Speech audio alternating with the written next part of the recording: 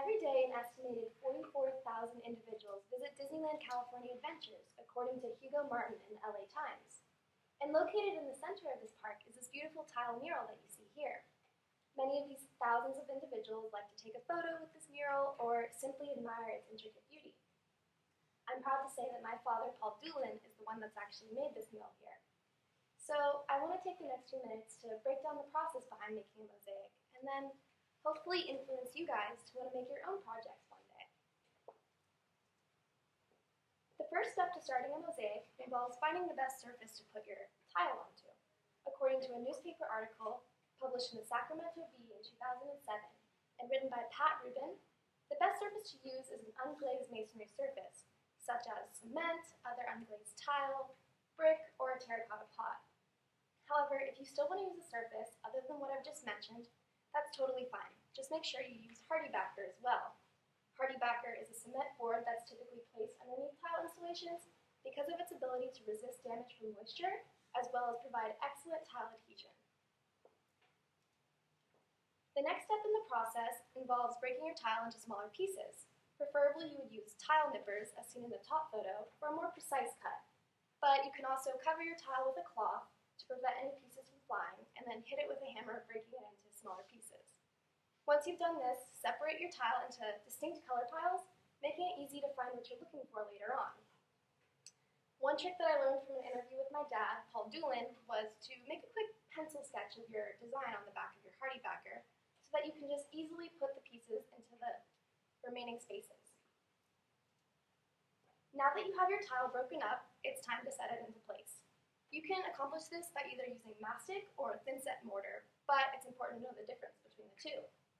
To begin, mastic is an acrylic adhesive product that is a lot similar to glue, but according to Gordon Wright in his article Modern Setting Methods Facilitate Tile Installation, he states that using this product is very simple and easy because of how quickly it dries through the evaporation of the solvent. However, despite its simplicity, it's important to note that this product can only be used for indoor installations because it can easily weather over time and get damaged. Therefore, most large-scale tile projects will opt to use the thin-set mortar option because it's a much stronger product that is also waterproof, preventing it from getting damaged over time. If you too decide to use a thin-set mortar, make sure that you mix it with water beforehand to about 1/3 water or until you have a peanut butter consistency. Now you can either cover your entire board with the thin set, or what I like to do is to take each piece and cover the back of each one and then put it into place.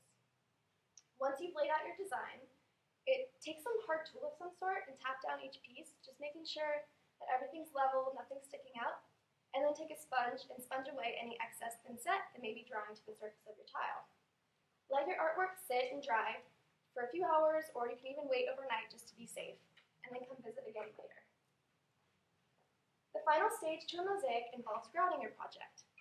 In the article Do Your Own Tile Mosaic, written by Benjamin Hardy, he points out the common misconception that grout only comes in the color white. This is false, and you can get grout in a variety of colors at your local hardware store. But what I like to do is to take white or gray grout and then mix in different colors to get a more subtle look. Once you've done this, cover your entire mosaic with grout, making sure to squish it in between the cracks. Let this dry for a few minutes, then take a sponge and wipe away any grout that's on the surface. Let your piece sit for a few hours, and when you come back, you've completed your first mosaic. Now that I've described the steps needed to make a mosaic, it's clear that anyone is capable of doing this. It may take time, patience, and creativity, but with enough effort, you can create something wonderful. I encourage you all to go out and try your own mosaic projects one day, because not only will you have so much fun in the process, but you can make something that you've never thought possible.